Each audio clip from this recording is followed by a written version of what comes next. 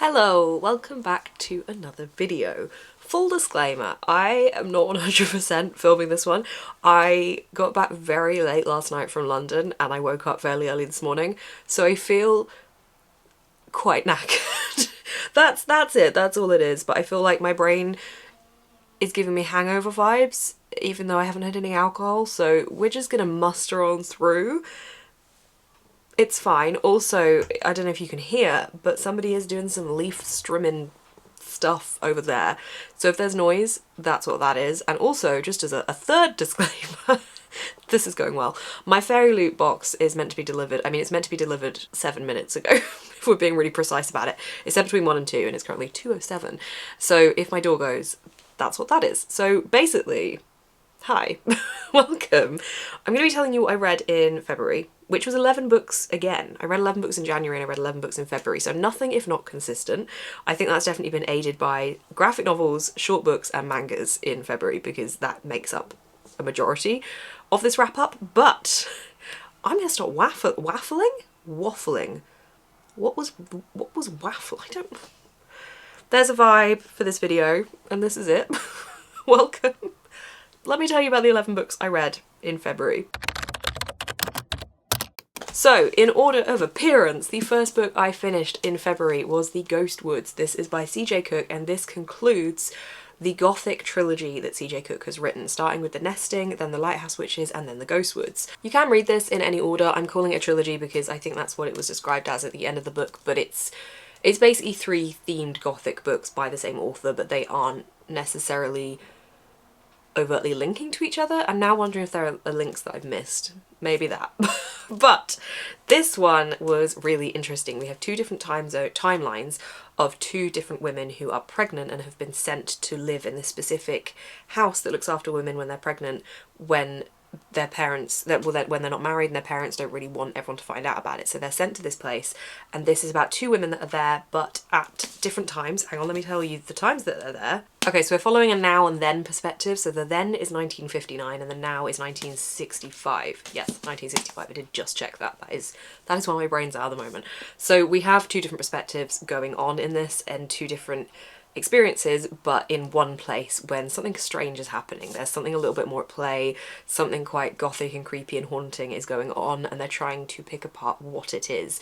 But it's an interesting way of telling the story because we're getting the narrative from the present day and we're seeing the past, and it's intriguing to see how they're going to knit together and how those 2 narratives are going to cross over. So I really liked seeing it from that side of things, and I think that C.J. Cook has got a fantastic style of writing the Gothic with the supernatural element woven into it and the kind of magical, mystical, mysterious type of thing going on in all of their plots, and this one was no different. I really liked this. I think this was a good read to kick off February with. So I gave this one a 4 out of 5 stars. Then I finished off The Paris Bookseller by Carrie Maher.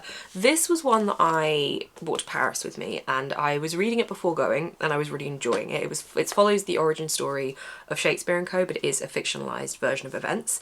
So it's set during Paris in the 1920s, it's Bohemia setting. It's something that I've been really enjoying reading about at the moment, and the start of it did pull through for that, but then as it went on I just found it getting quite boring and stretched out. And I know obviously this was following an actual story, and obviously this is the account of what actually did happen, but I just found myself willing it to end after a while, which sounds awful because it's based on real things.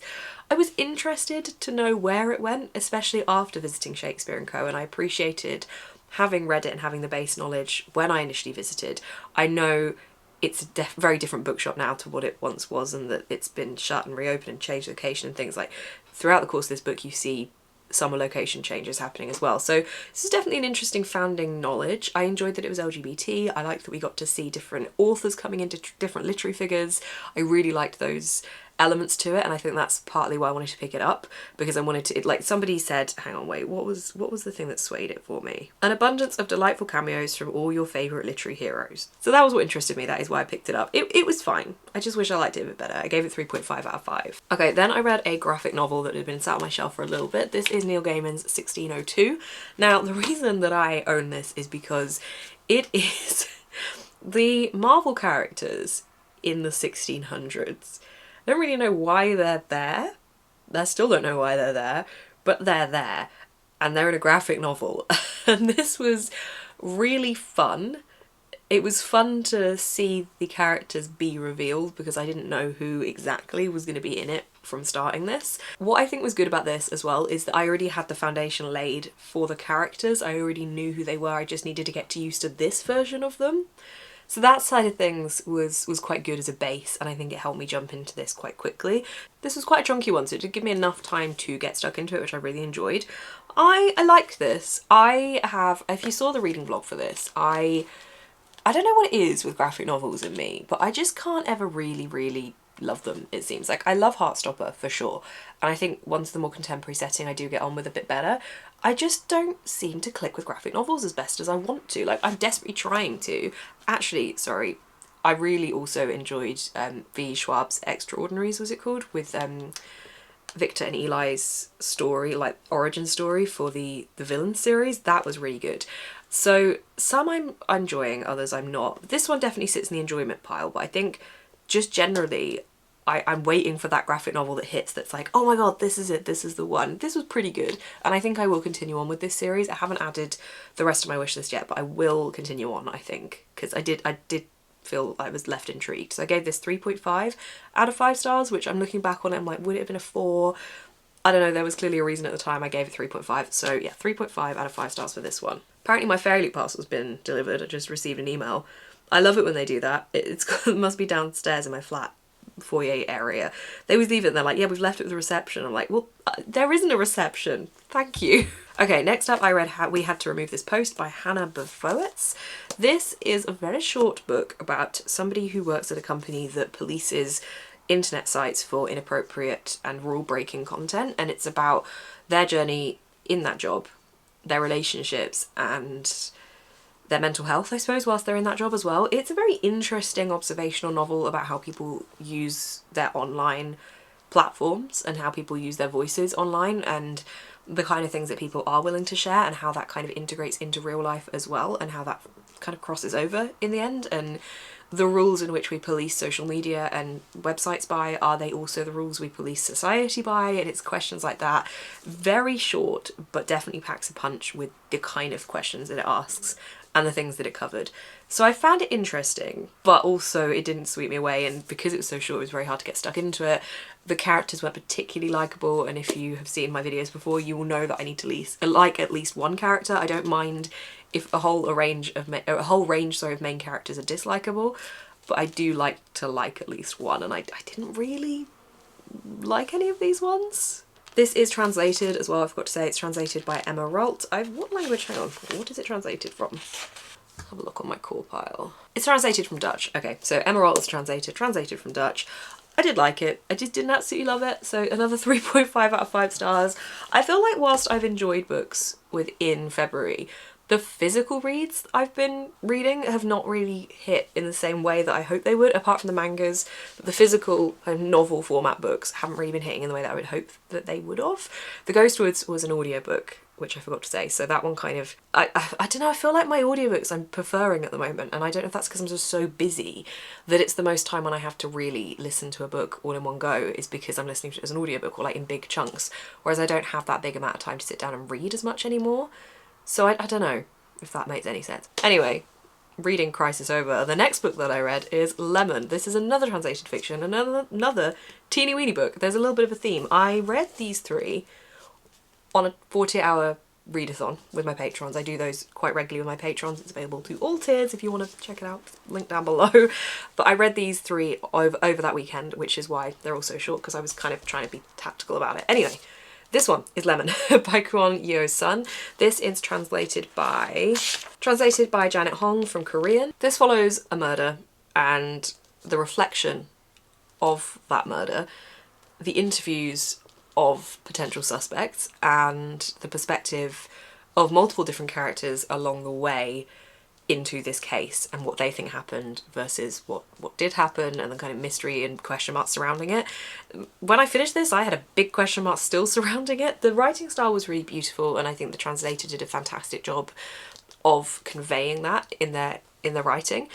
But I felt, again, I couldn't get stuck into it properly. I felt it was quite abrupt in places, and whilst it was trying to clearly show the multiple different narratives as being quite unreliable and being very jumpy. I felt it made me as a reader feel quite jarred in the experience of reading it. And I felt like I never really knew what was happening, and even at the end of it I still had so many question marks surrounding it. I think for a whodunit, I do need a conclusion, and I need to feel like I've got that resolution, and this did feel open-ended. However, I acknowledged that it wasn't really just a whodunit, it was also a social commentary book. This talks about society's beauty standards, it talks about class, it talks about privilege, and I think that because of that, it was making a much wider conversation than just a whodunit type of plotline. It was a lot more than that, and that was just kind of there to guide along that structure.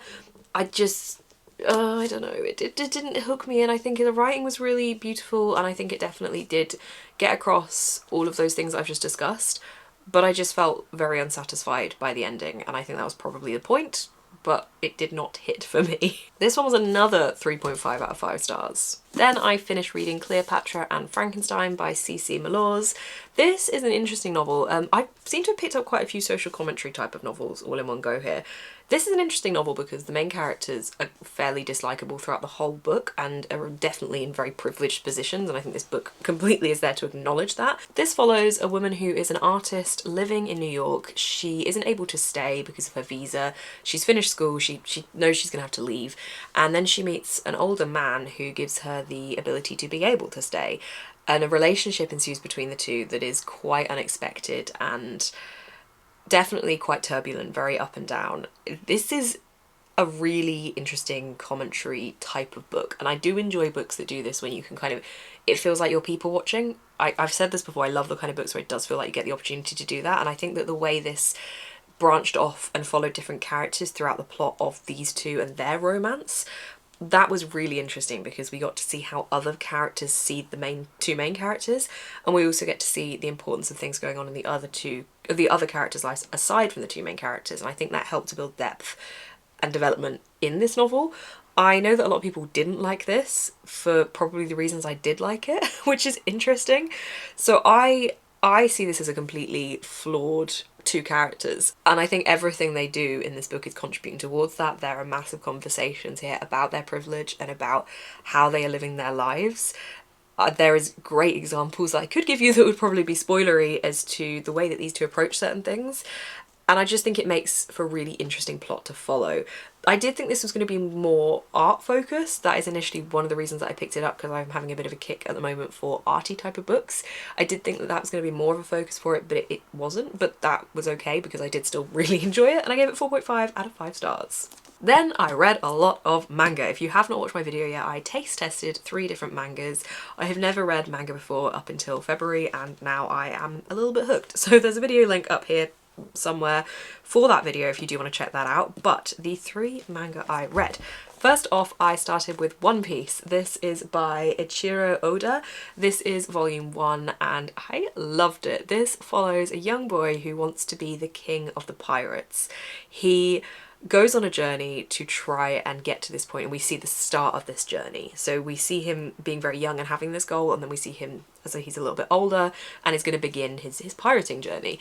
It's very funny, it's very wholesome at times and cute. It just entertained me. I found it such a fun, easy read to get into, and I just loved going on that journey to meet more of these characters and to see Luffy's experiences. I just thought it was great, and I definitely want to read more of this series. I know it's a massive series. I know it has an absolutely massive fan base.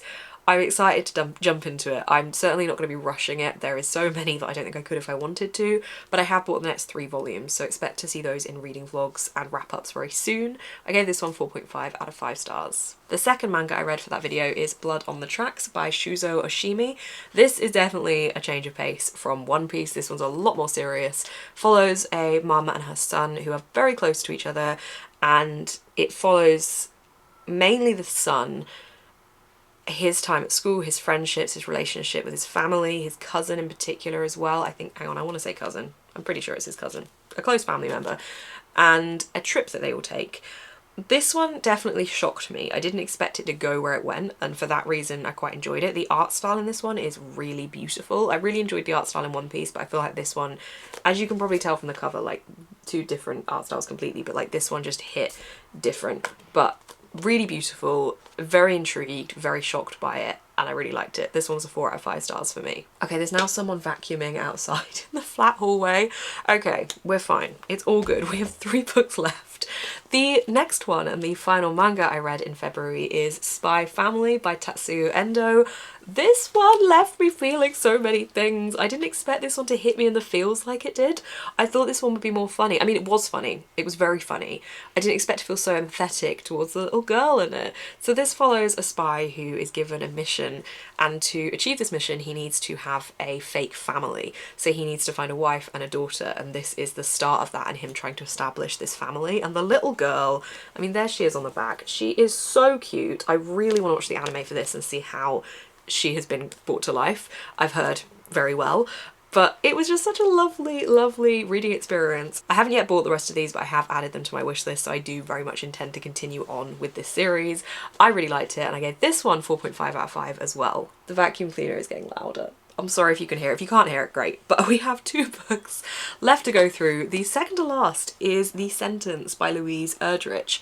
This is my Patreon book club pick for January and February. This was so different to what I thought it would be, and I'm kind of glad I waited until the end of the month to read it, because I think if I'd have read it sooner I would have been more disappointed by it. But seeing my patrons read it before me, or some of them read it before me, and them say it wasn't what they thought, prepared me for it not to be what I thought. This was pinned as a funny book. Multiple places on the blurb call this book funny, including the actual blurb itself, and I think reviews as well. It's not funny. So the blurb says it's a wickedly funny ghost story, a tale of passion, of a complex marriage, and of a woman's relentless errors. It kind of gives me the vibe that it's going to be like kind of black humour, and it's going to have an integration of very serious themes along with that humour. So basically this is a book about books. It follows a main character who works in a bookshop, and one of the most annoying customers dies and haunts the bookshop, which made me think it was going to be like a ghostly haunting funny thing. It wasn't. Instead what this was fantastic. Like, it was a great book. I gave it 4 out of 5 stars. But I don't even know how to say it. There was a haunted element to it, and that was interesting. I think our main character went through a lot of growth and development in this book from where we see her right at the start.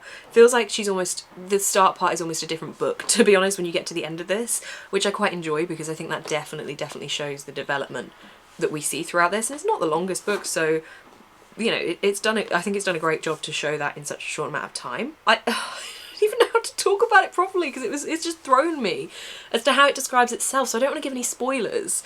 Just know if you pick this up, it's not necessarily what you think it's going to be. One thing I didn't know going into this is from an Indigenous author following an Indigenous main character, and I didn't know any of that from the blurb. It literally gives you no indication of that, and I found that really interesting story to read about, and seeing the traditions and the culture come through in this writing really added another layer to it for me, and I think that's why I enjoyed it so much as well, because there was a lot of pride and a lot of talk about culture in this, and I really liked seeing that side of it. So that was unexpected as well and went down really well for me. So I think generally wasn't what I thought it was going to be. Still liked it a lot, and as I said, I gave it 4 out of 5 stars. I'm really torn on this, and I'm also torn on how much to say, because if I gave you a proper review of my thoughts and feelings, it would spoil part of what it's about, because obviously the author has chosen to put that blurb on it. They've chosen not to give you more than that, so I'm not going to give you more than that either. So that one. The final book that I read in February is a short story collection. This is Apple and Knife by Intan Paramaditha. This is another translated fiction. Hang on, I will find you the translator's name. This is translated from Indonesian by Stephen J. Epstein. I think, again, this is another example of when the translator has done a fantastic job of the beauty coming across in this writing. This is a series of short stories. I don't normally go for short stories because I don't think it's enough time for me to really feel absorbed, and I just don't lean towards them. This is retellings though, so I thought it might be a little bit different because I've already got an established story. You know, normally if it's a retelling, you've got some kind of an idea of at least the structure of a story, if not knowing the original story anyway. So I thought that that would change my reading experience with this. And at the start it did, but then the further it went on, I just felt like I wasn't really being gripped. There were stories that I did really enjoy in this. Hang on, let me give you the names of those ones. So my favourite story was The Blind Woman Without a Toe. I also quite enjoyed The Porcelain Doll, and I found Blood quite interesting as well. As you could probably tell from the titles of these, it's dark retellings. It is horror feminist, dark, gritty retellings of fairy tales and myths, and it definitely does the job of being dark and gritty.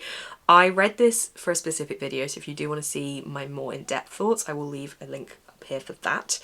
And I definitely did have a varied reading experience, I would say. At the start I thought it was going to be really great, and I think you can see that in the vlog where I'm like, yeah, I think this is going to be really good, and then by the end I was kind of like, oh, I don't know if it gripped me as much. So this one was a little bit of a flat finish for the month, I would say. I still gave it 3.5 out of 5 stars, but I think it wasn't quite what I was craving. Okay, we got through all the books, and I think the vacuuming has stopped outside, so happy days. Sorry, this is probably a little bit of a mess. I don't really know if my brain is being very coherent at the moment. I was in London on Saturday and I was in London last night, and both days I've got back the early hours of the following day, and I think my body and brain hasn't had a minute to be like, and catch up with everything. So that's where we're at the moment. But I hope you've enjoyed this video. I'm going to try and not read 11 books in March because I've accidentally created a consistent theme here. I didn't even do it deliberately. I didn't even know I'd read 11 books until I went to pick them all off my shelves to film this video. So I hope you've enjoyed this video. If you have, please do give it a thumbs up. Comment down below how many books you read in whatever last month was. February, it went so fast. Like January, I know it's cliche, January was slow as heck. And then February came along literally like that. I don't know what happened. I have got so many things planned at the moment, like so many things I'm excited about, so many things happening every single weekend and weekdays, that I think everything is just going really fast because I'm excited for all of it. So yeah, time is just very quickly moving away from me, which is slightly terrifying. Anyway, I don't need to have an existential crisis at the wrap up of the vlog. So do the commenting thing, subscribe, see more of my face on your feed, and the little bell icon will notify you when I post more videos. Apparently, it's there. You can also find link down below my Patreon, where I do lots of extra content, including in the month of March, many live shows. I feel like we have loads of live shows in March. I mean, we have the normal standard amount, but it feels like there's loads. So anyway, that's all linked down below. There's also an online shop linked down below. You can get a discount for my online shop if you sign up to my Patreon. I never talk about that, but that's a thing. So that's fun too. Thank you so much for watching. Keep smiling and stay positive.